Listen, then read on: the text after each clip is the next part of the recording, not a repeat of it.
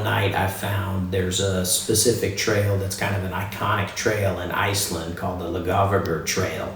And a lot of people had a lot of good reviews, and they have some guided kind of backpacking treks to do the trail. I thought it looked interesting, so I liked all the pictures that I saw as well as all the information, so I decided to do it. My name is Matt Wakefield. I live in Greensboro, North Carolina with my family, and I work as a general surgeon in Greensboro. One of the best things about the hike is that it was just very peaceful. Your phone didn't work, so it ended up being over 50 miles that we walked during this trek, and so it's always a concern now that I'm 50 whether my knees are going to be able to do all that as well. But mostly I was just very excited to try to do something that was a big challenge. It was a reward to finish it, and it was fun to sit around with the whole group and our guide to be able to talk about the hike and to just be happy. But it was kind of sad too because we knew it was over and everyone had to go back home soon.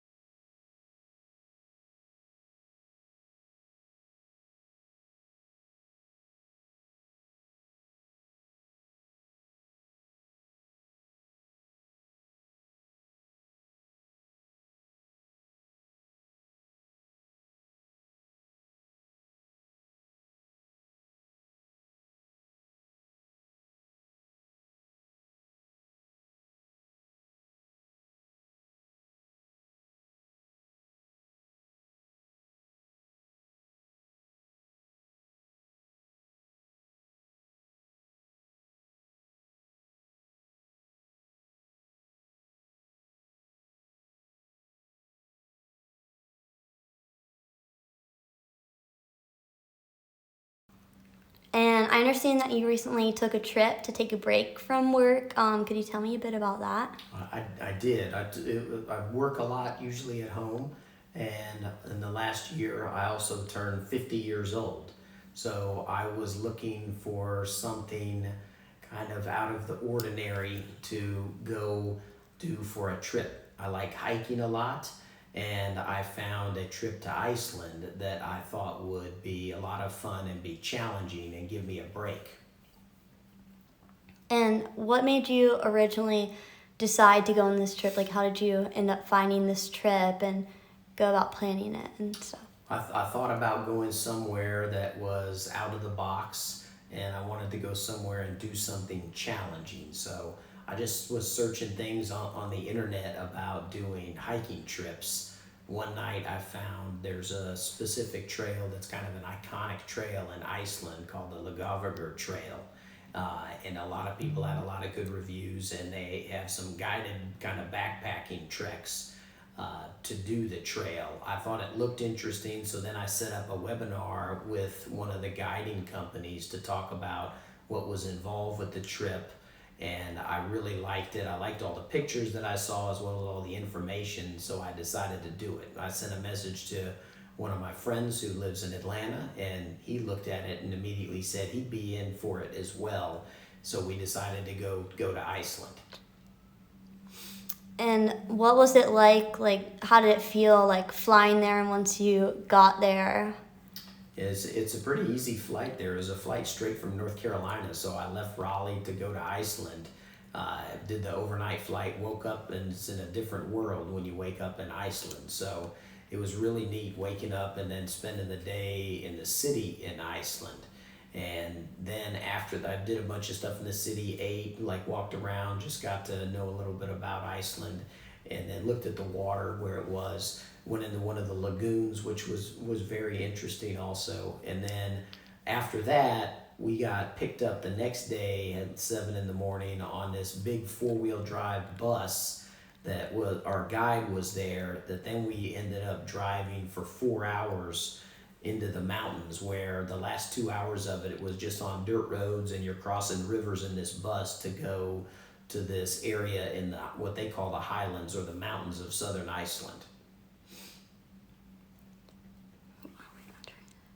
And what was it like being in the city? Like, was it like kind of like a culture shock and just like seeing all the scenery and stuff?